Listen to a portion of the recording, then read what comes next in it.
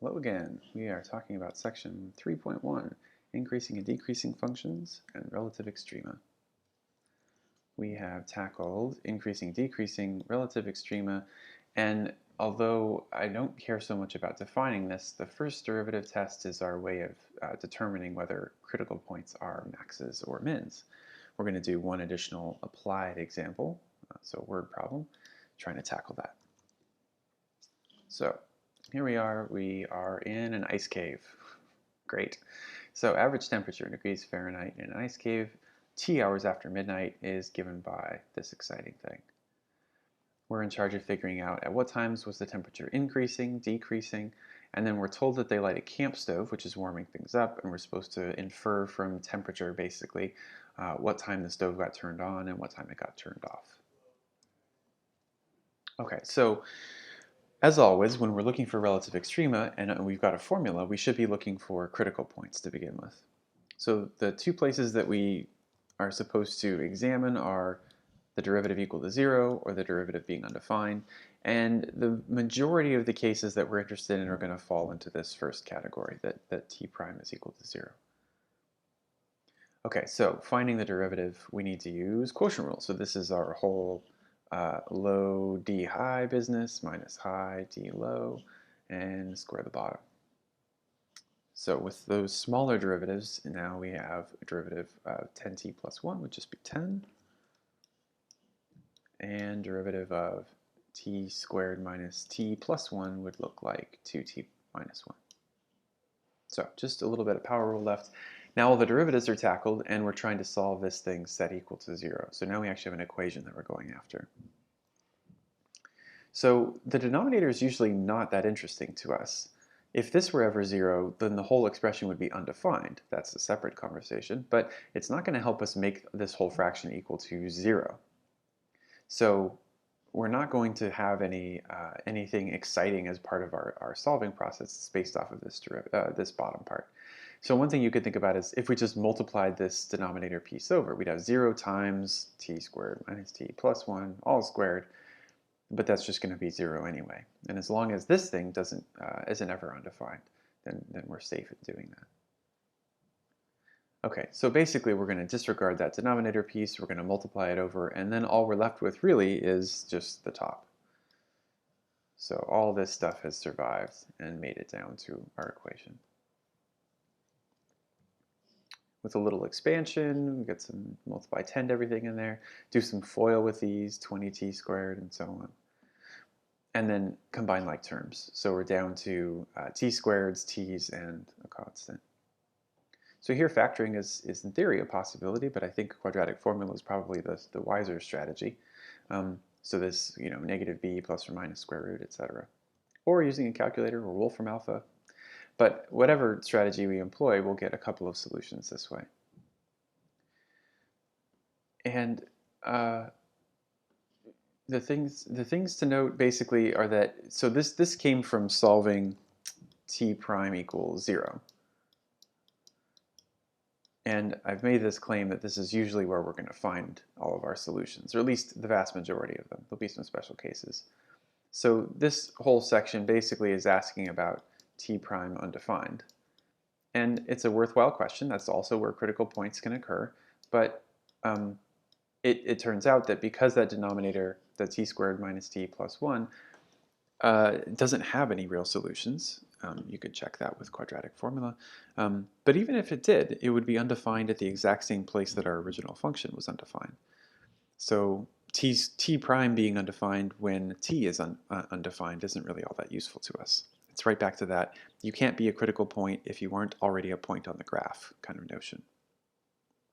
So little t equals negative 1.15 and little t equals 0.95. Those are the only opportunities that this graph has to change its direction.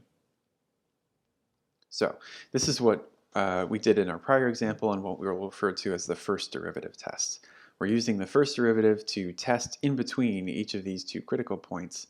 And so we have 3 regions to look in basically, and we're going to use those test points to determine whether the graph is rising or falling or whatever.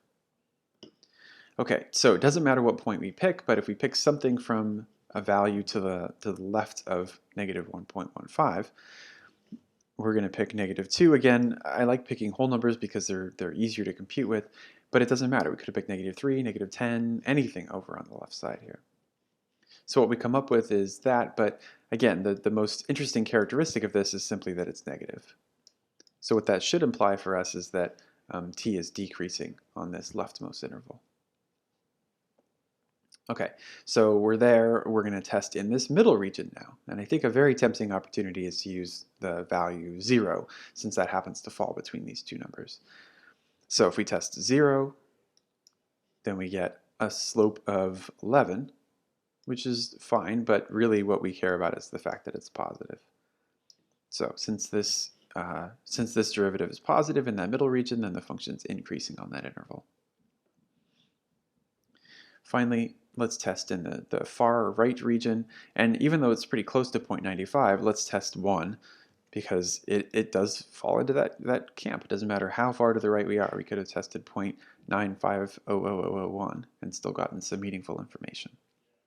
So plugging this back into the derivative, again, maybe I should stress that this is the derivative function we're plugging into. We're not asking for the height, not asking for big T, we're asking for big T prime. So the slope there was -1, but in particular it's a negative value. So t is decreasing on this final interval. And just from the kind of diagram, you can sort of see it looks like it's going to bottom out at -1.15, and it looks like it's going to top out at 0.95. So it looks like -1.15 will be a relative minimum, and x equals 0.95 will be the location of a relative maximum. So it's increasing between those two things, wherever our arrow is upward, and it's decreasing for all these other values. There's certainly an argument that we wouldn't have all real numbers be the domain of this temperature function, because they're not in the ice cave forever, I'm hoping, and the temperatures wouldn't continue to change at those rates. But just looking at our pretty little graphs here, everywhere there's a down arrow, that's an interval of decrease, and the interval in the middle is our interval of increase. So what this should imply, that we were asked to find increasing and decreasing, it should imply that -1.15 hours from midnight, that is 1.15 hours before midnight, that should, to the nearest minute at least, corresponds to 10:51 p.m. That's when this temperature function started increasing. So that makes sense to say, oh, that's probably when they lit the stove. And then the place where the function starts to decrease, the temperature starts to go down again, is after 0.95 hours, so in other words, right around 12:57 a.m. Then they probably turn the stove off, because that's when the temperature starts to drop off again.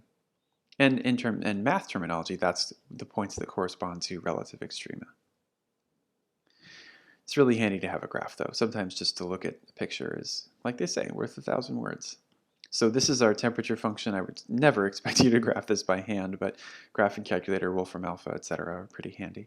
So we can see temperature sort of decreases up to a point.